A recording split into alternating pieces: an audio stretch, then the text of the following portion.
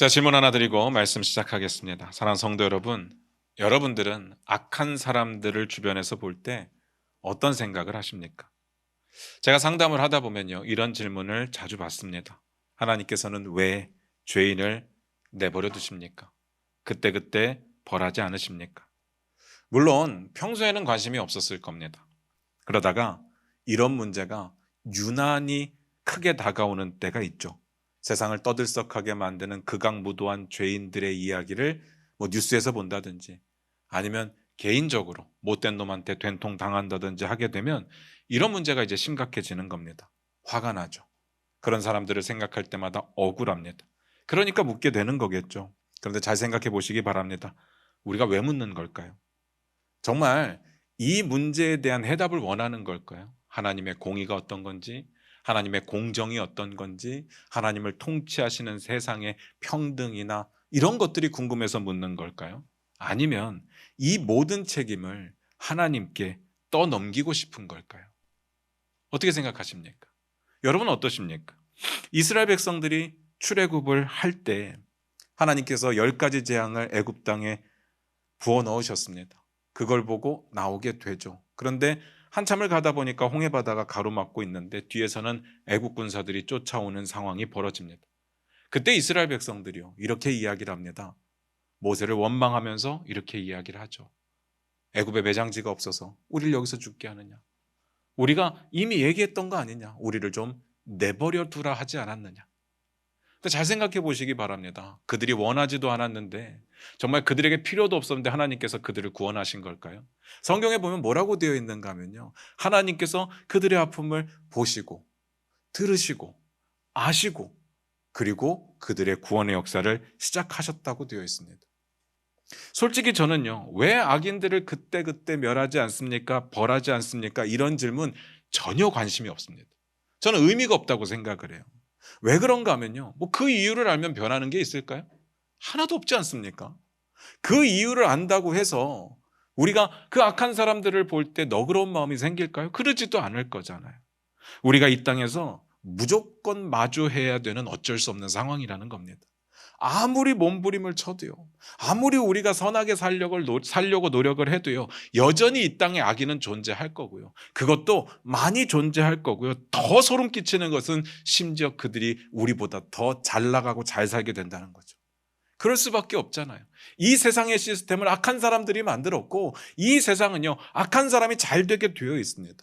그리고 너무 가슴 아픈 건 하나님께서 그들을 어느 정도는 내버려 두신다는 거죠. 마치 침묵하고 계시는 것처럼 보입니다. 이게 우리가 맞이해야 될 현실입니다.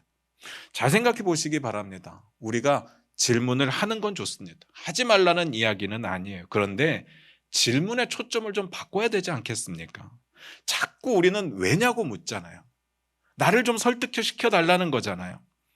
우리가 진짜 하나님의 뜻을 설명하면 다 이해할 수 있을까요? 저는 그렇지는 못하다고 생각해요. 정말 우리 구원에 필요한 하나님이 우리를 알게 하시는 천국의 비밀들은 알게 되겠죠. 그런데 하나님의 뜻을 어떻게 다 알겠습니까? 우리는 인간일 뿐인데요. 그래서 우리의 질문의 초점을, 질문의 방향을 이렇게 바꿨으면 좋겠습니다. 악인들을 내버려 두시는 것으로 하나님께서 기대하시는 목적은 뭘까요? 왜냐고 묻는 거하고 차원이 달라요. 비슷해 보이지만 완전히 달라요.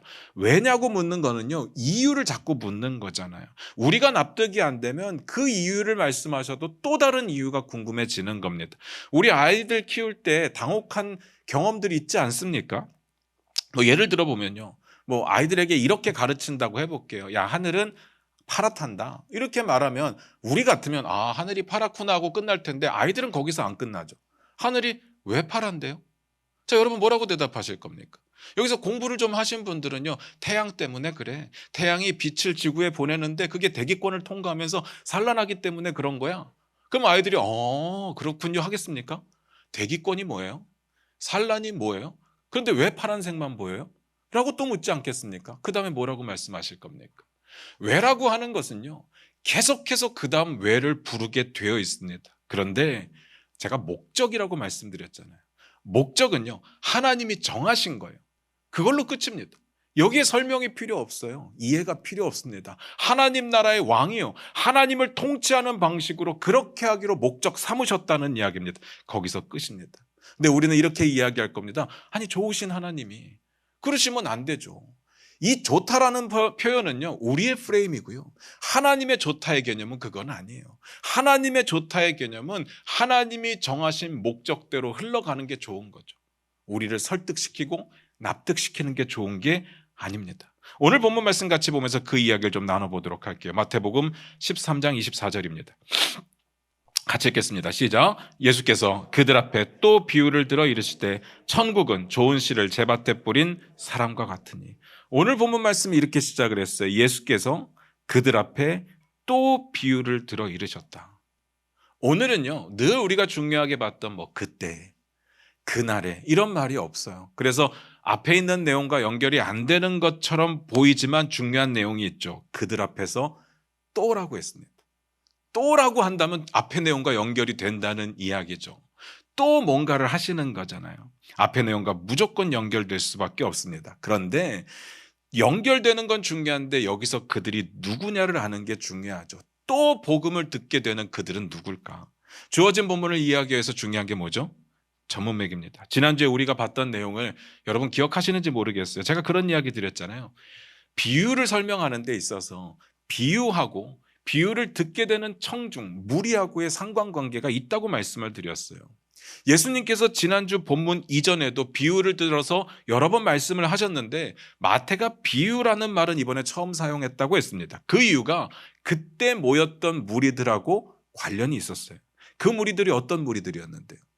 예수님의 말씀을 잘 듣기만 하는 무리들이 아니었어요. 예수님을 거부하고 예수님을 거절하고 심지어는 예수님을 공격할 준비를 하고 있는 사람들이 포함되어 있었죠. 그런 사람들에게는 천국의 비밀을 아는 것이 허락되지 않았다고 했습니다.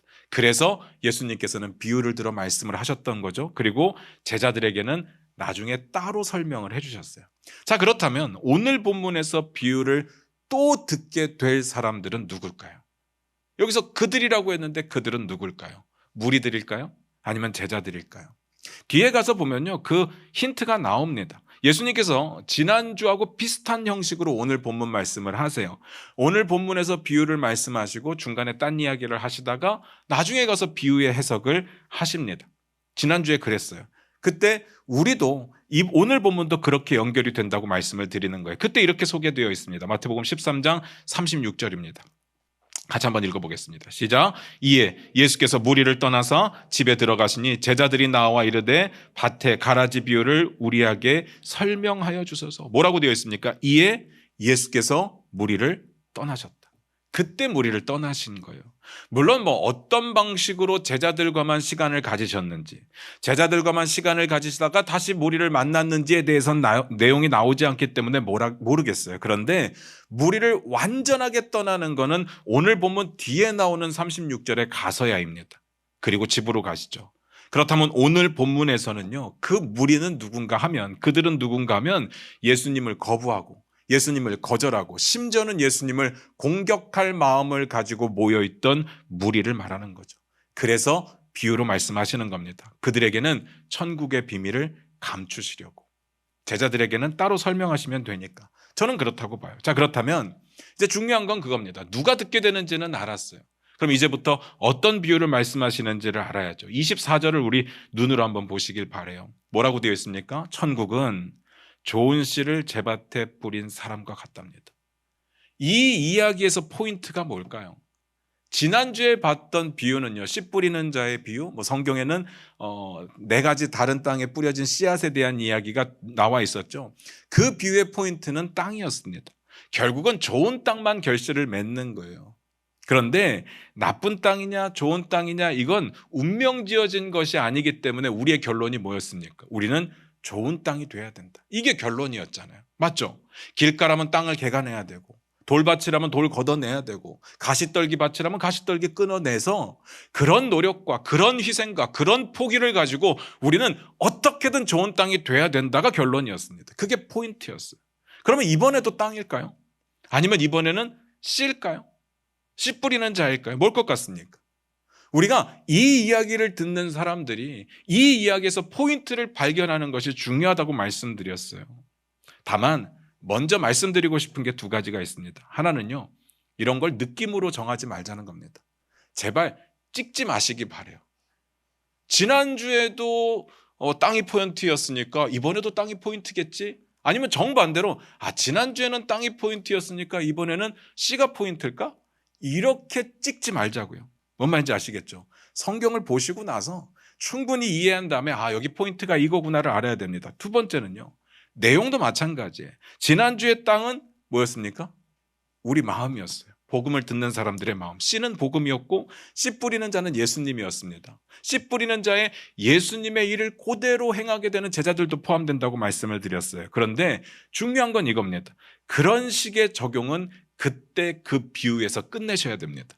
다른 비유를 보실 때도 그때 한번 봤기 때문에 무조건 자동적으로 씨는 복음, 씨 뿌리는 자는 예수, 그리고 땅은 우리 마음 이렇게 적용하시면 안 된다는 겁니다. 이거 기억해 주시기 바라요. 자, 보겠습니다. 이거 기억하고 보겠습니다. 마태복음 13장 24절 25절 다시 봅니다. 같이 읽겠습니다. 시작. 예수께서 그들 앞에 또 비유를 들어 이르시되 천국은 좋은 씨를 제밭에 뿌린 사람과 같으니 사람들이 잘 때 그 원수가 와서 곡식 가운데 가라지를 덧뿌리고 갔더니. 천국은 뭐라고요? 좋은 씨를 제밭에 뿌린 사람과 같답니다. 자, 제가 여러분의 이제 상식을 한번 테스트를 해볼게요. 우리가 이런 식의 표현을 듣는다면 천국은 뭐예요? 사람이죠. 사람이에요. 사람과 같다고 했으니까 천국은 사람이에요. 그런데 아니라는 이야기를 드리고 싶은 거예요. 앞으로도 계속해서 천국은 무엇과 같으니 하는 이야기가 계속해서 반복될 텐데, 그렇다면 우리는 그 같으니 앞에 있는 단어를 천국이라고 생각하게 되는데 아니라는 이야기를 드리는 거예요. 이거는요, 이들의 관용적인 표현이에요. 우리의 국문법을 여기다 갖다 붙이면 안 되는 겁니다. 이들의 관용적인 표현은 이렇게 썼을 때 천국은 뭐냐면 그 뒤에 나오는 전부의 내용과 상황과 경우를 말하는 겁니다. 이걸 꼭 기억하셔야 돼요. 이거 진짜 중요한 이야기입니다. 그러니까 오늘 이야기에서 보게 될 내용 전부가 천국의 모습이에요. 하나님 나라의 모습입니다. 진짜 중요합니다. 진짜 중요합니다. 25절도 눈으로 보시기 바라요. 어떤 일이 벌어졌어요? 사람들이 잘 때 원수가 와서 곡식 가운데 가라지를 덧뿌리고 갔대요. 그러니까 원수겠죠. 속으로 이런 생각 드시지 않습니까? 저는 그런 생각 들었어요. 뭐하러 이런 짓까지 할까? 아니 뭐 얼마나 원수면 이런 짓까지 할까? 실제로 이 당시에는 이런 일들이 굉장히 많았다고 해요. 그래서 아예 법으로 정했대요. 로마 법에 이런 일을 하지 마라 정해놓은 거예요. 그 정도로 많았대요. 저는 이런 건 봤어요. 제가 시골에서 목회를 했잖아요. 보통 새벽 예배 때 이제 봉고를 가지고 시골집들을 다 돌아다니면서 이제 차량 운행을 합니다. 그리고 새벽 예배가 끝나면 다시 다 모셔다 드리죠. 그런데 농번기가 되면요, 다 모셔다 드리는데 처음 나왔던 집으로 안 가요. 다 길가에서 내려요. 그래서 왜 여기서 내리십니까 하면 논에 가서 물 대야 된대요. 그래서 내리시는 거예요. 보통 새벽 예배가요, 설교가 끝나고 이제 기도합시다 하는 시간이 5시 반 정도 되는데 그때부터 다 나가서 차에 타 계신 거예요. 그럼 이제 기도 못 해요. 그냥 저는 가서 또 차량 운행을 해야 되는데 그때부터 자기 논에 가서 물을 대기 시작하는 겁니다. 그만큼 그 농사에 있어서 물은 중요해요. 그런데 가끔 이런 일이 있대요. 새벽에 물을 대놓잖아요. 그래서 낮에 가서 이제 물이 잘 있나 보러 갔는데 물이 없어요. 왜 그런가 봤더니 위에 논에서 물길을 막아버린 거예요. 내 논에다가 물을 대기 위해서. 이유는 모르죠. 뭐 개념이 없어서 그런 건지, 정말 오늘 본문에 나온 것처럼 서로 원수여서 그런 건지 이유는 모르겠어요. 그런데 이런 상식 밖의 일들이 일어난다는 이야기입니다. 오늘 본문의 이야기가 일어나지 말라는 법이 없다는 이야기를 드려요. 다시 이야기로 돌아갈게요. 다시는 이야기했지만 여기에서 나오는 씨는 보통 밀을 말합니다. 그리고 가라지는 독보리를 말한대요. 제가 식물에 대해서 조예가 깊지 않아요. 제가 식물을 싫어하는 것을 아마 웬만한 분들은 아실 거예요. 저한테 식물을 주시는 분들을 싫어하지는 않아요. 그분들을 싫어하지는 않는데 제가 키워야 되잖아요. 너무 힘들어요. 이 물을 언제 줘야 되는지 막 이런 것 때문에 힘들어요. 그래서 독보리가 뭔지 잘 모르겠어요. 그런데 일단 이름에 독자 들어가니까 좋은 건 아니겠죠. 쓸데없는 거예요. 이게 들어가면 그 논은 망친 거라고 보시면 되는 거예요. 그런데 이 가라지는 새싹일 때는 밀과 구별이 안 된대요. 근데 자라고 나서 보면 다르게 생긴 거죠. 그땐 늦었습니다.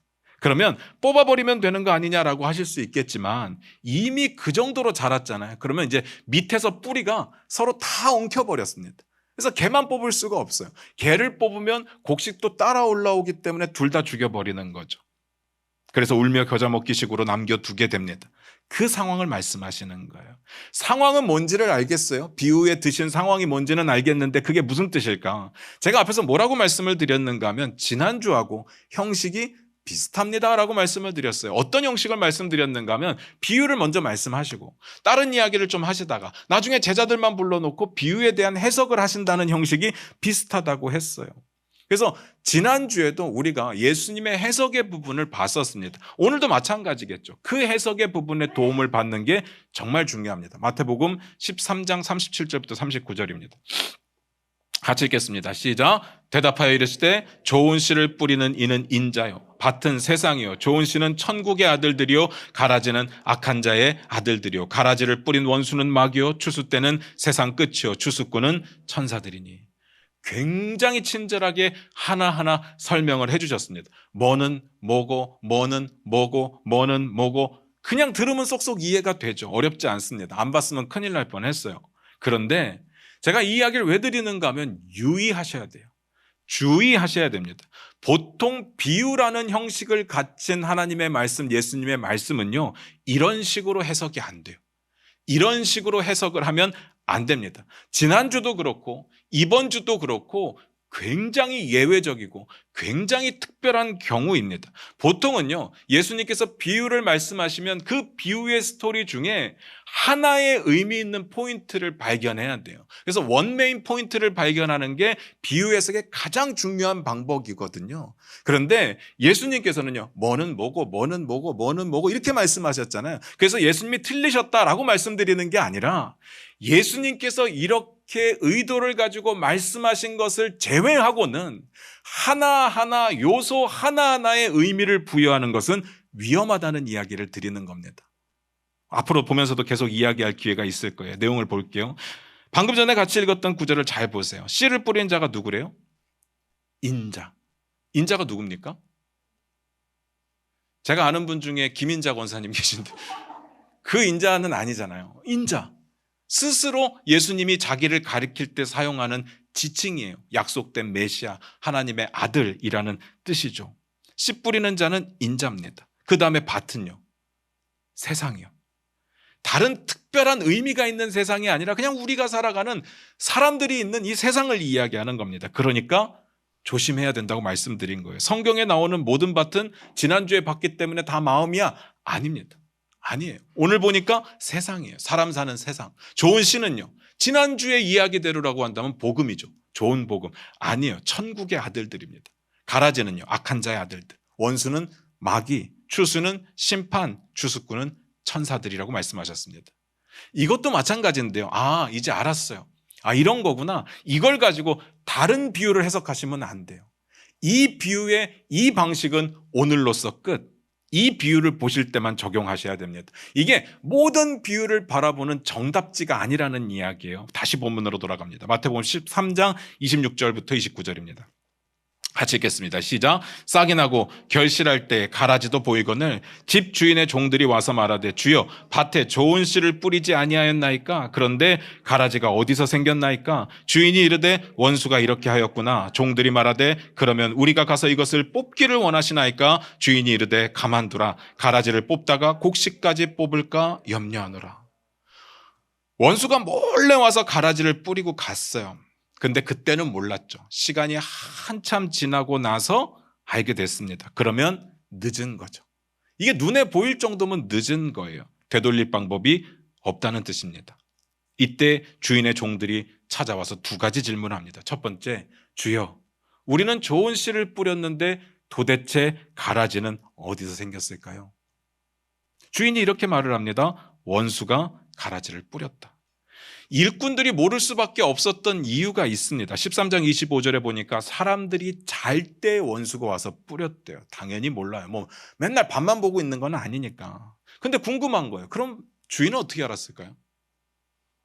주인은 알고도 뭐 모른 척 한 걸까요? 그런데 그런 내용이 없으니까 알 수가 없다고요. 이걸 너무 깊게 들어가시면 안 돼요. 다만 추측은 되죠. 여기서 주인은 예수님을 말씀하시겠죠. 하나님을 말씀하시겠죠. 모를 리가 없습니다. 두 번째, 이게 중요합니다.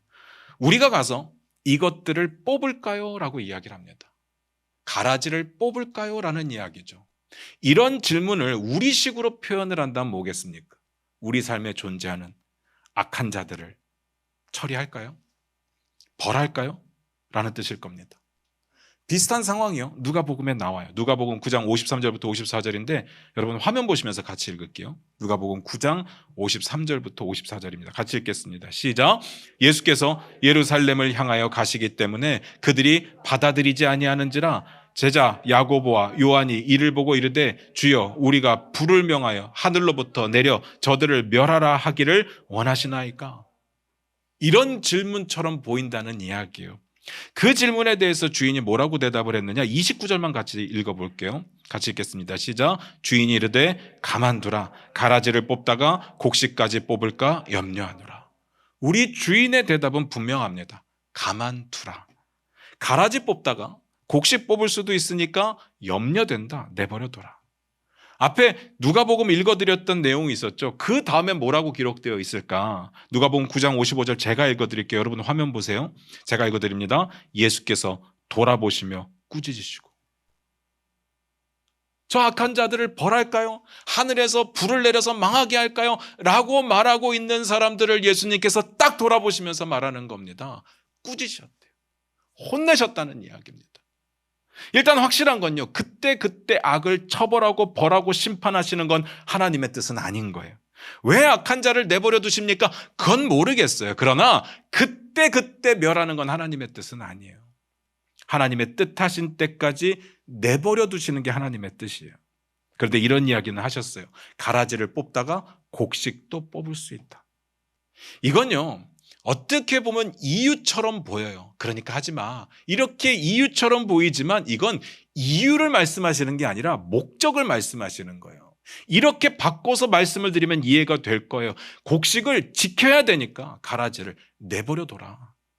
무슨 뜻인지 아시겠죠?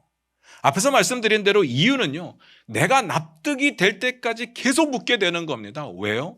왜 그런 거예요? 물을 수 있죠. 그런데 목적은요. 그냥 목적이에요. 하나님이 그럴 목적을 가지신 거예요. 하나님께서 그렇게 목적을 정하셨으면 거기에 따질 수가 없습니다. 그렇다면 이게 무슨 뜻일까?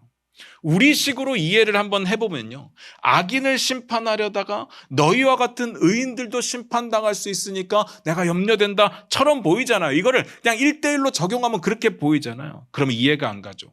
악인을 심판하는데 이미 구원받은 우리들이, 이미 예수님의 제자가 된 사람들이 왜 다치죠? 왜 상하죠? 그 이해가 안 가는 거예요.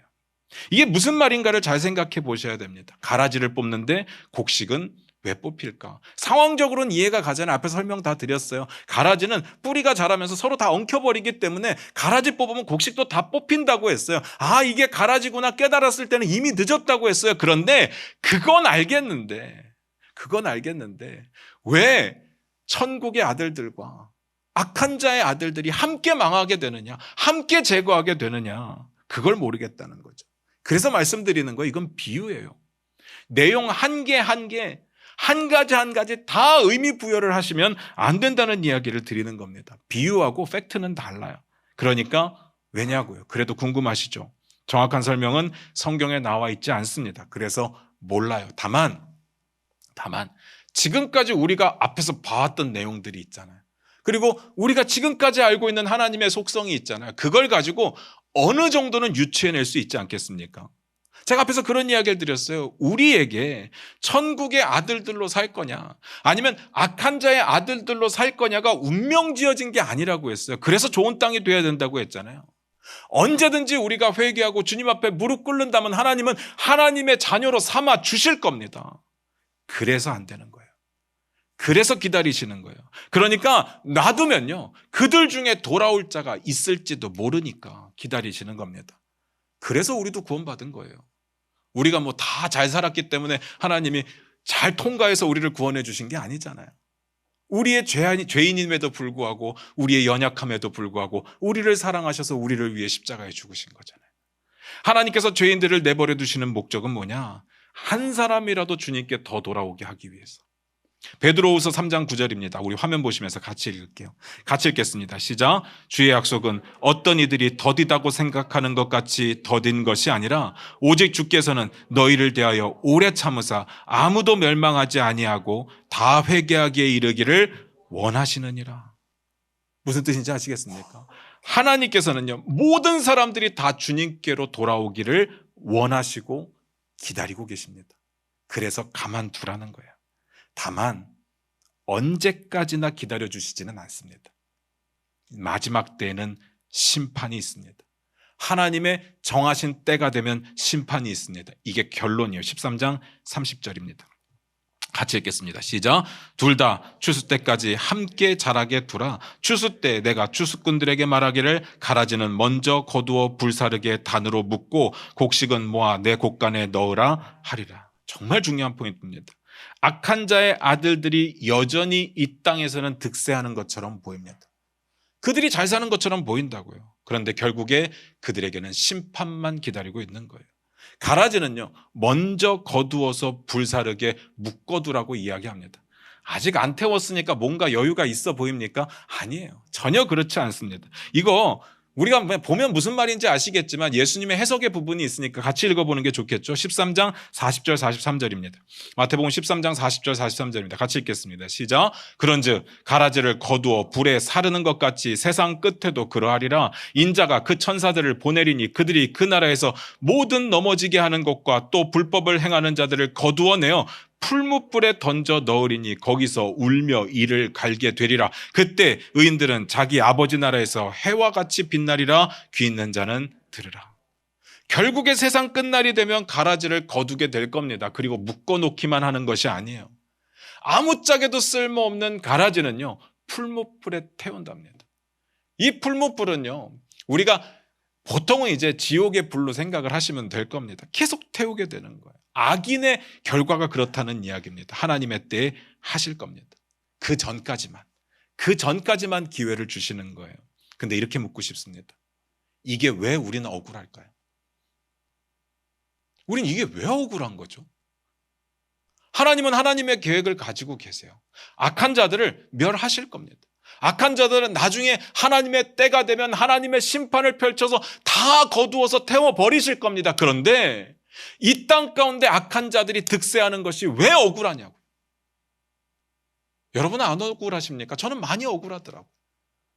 가끔씩 그런 생각해요. 여기 술집이 너무 많잖아요. 지나가다가 그런 생각이 들어요. 아니, 저들은 저렇게 술도 많이 먹고 돈도 흥청망청 쓰는데 저렇게 살 수 있고 나는 맨날 교회 가서 설교 준비하고 기도하는데 나는 왜 이렇게 살아야 되지? 이런 생각이 들어요. 안 들겠습니까? 들잖아요. 왜 억울할까를 생각해 봤습니다. 하나님의 선하심을 신뢰하지 못하니까. 하나님이 결국엔 심판하실 것이라는 그 말씀에 대한 약속에 기대가 없으니까 그래요. 결론부터 말씀드립니다. 하나님 심판하실 겁니다. 여러분 억울해하지 마시기를 부탁드려요. 다만 이걸 고민해 보셔야 됩니다. 그들이 마지막 때에 심판받는 게 나하고 무슨 상관이 있어요? 무슨 말씀인지 이해가 가십니까? 악한 자들이 나중에 심판받는 거요. 지금 내 억울한 마음에 무슨 상관이 있냐고요. 나는 지금 억울한 건데. 그들이 나중에 심판받는 게 나 죽어서일 수도 있잖아요. 그게 나하고 무슨 상관이 있어요. 중요한 건 우리에게 뭐가 남느냐는 거잖아요. 43절 한번 봅니다. 이게 중요해요. 마태복음 13장 43절입니다. 같이 읽겠습니다. 시작. 그때 의인들은 자기 아버지 나라에서 해와 같이 빛나리라. 귀 있는 자들은 들으라. 그때 의인들은요, 자기 아버지 나라에서 해와 같이 빛난대요. 이게 우리에게 주어진 약속입니다. 진짜 중요한 선포죠. 우리 한국 사람들은요, 이 비교의식이 강해가지고 내가 잘 되는 것에 큰 감사를 못 느끼잖아요. 남이 못 되고 내가 잘 돼야지. 그렇잖아요. 저 사람도 잘 되고 나도 잘 되는 건 은혜가 아니죠. 우린 그렇게 느끼니까 문제가 되는 건데 여기 분명하게 이야기를 하잖아요. 우리에게 주어진 게 뭐냐면요, 하나님의 나라에서 해와 같이 빛난다고 이야기를 합니다. 여러분의 표정을 보니까 이 해와 같이 빛난다는 말이 얼마나 큰 은혜고 축복인지를 전혀 모르시는 것 같아요. 해와 같이 빛난다고요. 아멘 되십니까? 이거 진짜 중요한 축복이거든요. 자, 그래서 설명을 좀 드려볼게요. 첫 번째, 여기서 예수님께서요, 아버지를 자기 아버지라고 표현을 하셨어요. 이건 진짜 엄청난 이야기입니다. 이거 예수님의 입장에서 말씀하신 거예요. 우리 입장에서 말하고 있으면 좀 버릇없이 자기 아버지 이렇게 이야기할 수 있지만, 이건 예수님의 입장에서 아버지를 이야기하는데 자기 아버지라고 얘기하셨다고요. 내 아버지 나라에서 너희가 해같이 빛나리라가 아니라 자기의 아버지의 나라에서 해같이 빛난다고요. 이 자기 아버지라는 말이 무슨 뜻인가 하면 정확하게 말씀드리면 그들의 아버지라는 이야기예요. 영어로는 their father예요. 이 앞에 나오잖아요. 의인들의 아버지. 이미 구원받아서 하나님 나라를 축복으로 선물 받은 그들의 아버지요. 천국의 비밀을 알게 된 사람들의 아버지. 하나님을, 예수님을 주인으로 영접한 사람들의 아버지. 그 아버지의 나라에서 우리가 해같이 빛날 거예요. 이게 감동이 안 됩니까? 엄청난 감동이잖아요. 네, 왜 감동이 안 되느냐? 해같이 빛난다는 말이 뭔지 몰라요. 해같이 빛나는 사람은 저같이 이제 머리가 조금 없으면 해같이 빛날 수 있는데, 그런 것만 생각하니까 감동이 안 되는 거죠. 해같이 빛난다는 게 뭐예요? 우리 한번 찾아보도록 하겠습니다. 마태복음 17장 2절입니다. 같이 읽겠습니다. 시작. 그들 앞에서 변형되사 그 얼굴이 해같이 빛나며 옷이 빛과 같이 희어졌더라. 이 마지막 때의 천국의 모습으로 예수님께서 변형되신 거거든요. 그때 성경은 뭐라고 이야기를 하느냐? 마태는 뭐라고 이야기를 하느냐? 해와 같이 빛났다고 이야기합니다. 그러니까 마지막 때 하나님의 심판이 있고 하나님 나라가 온전히 임했을 때 해같이 빛날 수 있는 분은 딱 한 분밖에 없어요. 예수 그리스도. 예수 그리스도밖에 없습니다. 이건 예수님의 영광이에요. 예수님의 영광이 그때 비추게 될 겁니다. 그런데 예수 믿는 의인들도, 겸손하게 자기를 낮추고 예수님을 인정한 의인들도 예수 그리스도의 영광을 볼 뿐만 아니라 그 영광 가운데 들어가서 그 영광에 참여하는 자가 된다는 이야기예요. 무슨 말인지 아시겠습니까? 우리가 예수 믿고 기대하는 것은요, 이 땅에 시시한 것들이 아닙니다. 돈 좀 더 벌고 좀 더 잘 살고 좀 더 건강하게 살고 이런 게 아니에요. 하나님 나라에서 하나님의 영광 가운데 들어가서 그 영광에 참여하게 된다는 이야기예요. 지금은 조금 힘들고 어려울지라도 마지막 날이 되면 우리는 해와 같이 빛나게 될 겁니다. 예수 그리스도의 영광에 참여하는 자가 될 거예요. 그리고 악인은 꺼지지 않는 풀무불에 던져져서 슬피 울며 이를 갈게 될 거래요. 이건 억울한 내용이 아니에요. 불쌍한 내용이죠. 그들을 보며 하나님 아버지의 마음을 이해하고 그들을 보며 하나님의 아버지의 마음대로 복음을 전해서 우리와 함께 예수 그리스도를 주인 삼는 그런 삶을 기대해야 되는 거 아니겠습니까? 우리가 무슨 이야기로 시작했는지 기억나세요? 천국은 무엇과 같으니. 그 앞에 있는 단어가 아니라고 그랬어요. 그 다음에 나오는 내용의 상황과 경우라고 말씀을 드렸어요. 천국은요, 뭘까요? 우리가 결국엔 아버지 나라에서 해와 같이 빛나는 삶을 살게 되는 게 천국입니다. 그런 결과를 가진 사람들이 이 땅에서부터 하나님 나라를 살아가는 게 천국이에요. 세상 끝날이 되기까지 악한 자들의 방해와 마귀의 공격이 있겠지만 예수 믿는 자들은 결국은 하나님 나라에서 해같이 빛날 겁니다. 그 소망을 품고 살아가는 것이 천국이에요. 그 소망을 가졌기 때문에 이 땅에서 버틸 수 있는 게 천국입니다. 악인이 조금 득세하는 거 가지고 억울해할 일이 아닙니다. 제가 이 말씀을 준비하면서 그런 생각을 했어요. 이 말씀을 듣는 분들도 이 약속이 와 닿을까?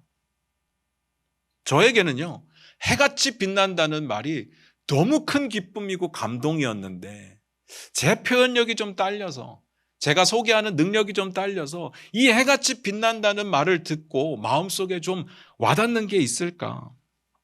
하늘 영광의 소망을 품은 사람들, 천국 소망을 품은 사람들이 이 세상에만 소망을 두고 있는 사람들의 삶과는 달라야 되는데 그만큼의 임팩트가 있는 이야기였을까? 여러분 어떻습니까? 천국 소망을 가지니까 나중에 하나님 나라가 임할 때 우리가 해같이 빛날 것을 기대하니까 내 삶이 좀 바뀌었습니까? 어떻습니까? 우리의 삶을 한번 뒤돌아봤습니다. 여러분 다 열심히 사시잖아요. 다 열심히 사실 겁니다. 근데 왜 열심히 사시는 거예요? 미래가 불안하니까요. 미래가 불확실하니까요. 미래를 준비하는 거 아닙니까? 지금 탱자탱자 놀다가 나중에 힘없을 때 돈 못 벌고 어려워지면 안 되니까요. 불안한 미래 때문에 그렇게 사는 거잖아요. 그래서 뭐를 배우기도 하고 나 자신을 훈련하기도 하고 열심히 일하기도 하는 것 아니겠습니까? 이런 게 잘 안 되면요 막 전전긍긍 하잖아요. 시름시름 앓는 사람들도 있어요. 심한 경우에는요 목숨을 끊는 사람들도 있어요. 왜요? 불안하니까요. 학생들이 공부를 열심히 하는 이유가 뭐겠어요? 직장인들이 최선을 다해서 일하는 이유가 뭐겠어요? 불안하니까요. 솔직히 그렇잖아요. 솔직히 여러 가지 이유들을 다 갖다 대지만 저는 다 거짓말 같아요. 무슨 자아 성찰을 위해서 공부를 하느니, 공부를 통해서 뭐 나의 내면을 들여다본다느니, 다 거짓말이잖아요. 저는 아닌 것 같아요. 왜 공부하는 거예요? 대학 가려고 공부하는 거잖아요. 그럼 대학 가면 다예요? 그럼 또 좋은 직장에 취직해야 되잖아요. 좋은 직장이 인생의 목적인 사람이 어디 있어요? 미래가 불안하니까요. 돈 열심히 벌어야죠. 제가 말씀드리고 싶은 건 이거예요. 불확실하잖아요. 미래는 불안하잖아요. 이 불확실한 미래를 위해서, 불안한 미래를 위해서도 이렇게 목숨 걸고 일하는데 확실한 하나님의 약속이 있는 하나님 나라, 그 하나님 나라가 임하면 해같이 빛난다고 했는데 이 놀라운 명령이요, 약속이 우리의 삶을 왜 못 바꿔놓냐고요. 안 그렇습니까? 이 놀라운 약속이 우리의 삶을 바꿔놔야 되지 않겠습니까? 불확실한데도 열심히 사는데 확실한 걸 위해서는 왜 살지 않느냐? 천국 소망이요. 이건 예수 믿는 우리에게는 무조건 확실한 겁니다. 이게 여러분의 삶을 바꿔놓았으면 좋겠어요. 여러분은요, 여러분의 아버지의 나라가 임할 때 해와 같이 빛날 겁니다. 해와 같이 빛날 거예요. 주의 영광에 참여하는 자가 될 겁니다. 사랑성도 여러분, 우리에게 약속된 건요, 주님의 영광에 참여하는 거예요. 지금의 삶을 믿음으로 버티시길 부탁드려요. 지금의 삶이 힘들어서 믿음을 포기하지 마시고 지금의 삶을 내려놓고 믿음으로 지금의 삶을 기쁘게 맞이하시길 부탁드려요. 그게 우리에게 주신 은혜 아니겠습니까? 여러분 각자에게 처해진 삶의 자리에 하나님의 뜻을 이루시는 저와 여러분이 되시기를 부탁드립니다. 기도하겠습니다.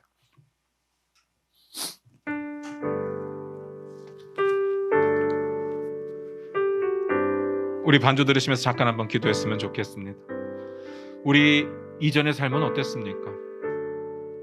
불확실한 미래를 위해서 살아왔습니까? 아니면 확실한 미래를 위해서 살아왔습니까? 우리의 대부분의 삶은 불확실한 미래를 준비하는 일에 최선을 다하지 않았습니까? 오히려 확실한 미래, 우리가 아버지의 나라가 임할 때 해와 같이 빛나게 된다는 이 엄청난 약속을 위해서는 어쩌면 아무것도 하지 않았을지 모르겠습니다. 그러면서 우리를 괴롭히고 우리를 힘들게 하는 사람들을 바라보며 속을 끓죠. 억울해합니다. 답답해합니다. 왜 아버지 하나님께서는 저들을 내버려 두시는 걸까? 원망하기도 하고 책임을 하나님께 돌리고 싶은 마음도 생기죠. 그런데 이 시간 우리 결단하며 나아갔으면 좋겠습니다. 우리가 바라봐야 될 것은요, 이 땅이 아닙니다. 아버지의 나라 아니겠습니까? 아버지의 나라에 주님의 영광이 임할 때 우리의 모습이 해같이 빛나며 주의 영광에 참여하는 자가 되는 그 기쁨의 소식을 우리의 삶에 새기기를 원합니다. 그렇게 결단했으면 좋겠습니다. 이제는요, 아주 작은 일들에 흔들리지 말았으면 좋겠습니다. 조그만 일에 엄청 기뻐하다가 조그만 일에 엄청 슬퍼하고 이랬다가 저랬다가 힘들어하면서 답답해하고 우울해하는 거 이제는 버리시기 바랍니다. 주님의 나라를 가슴에 품고 살아가기를 원합니다. 승리하며 살아가기를 원합니다. 이제는 우리의 삶을 버티며 인내하기를 원합니다. 우리 그렇게 기도하면서 나아갑니다. 기도하겠습니다.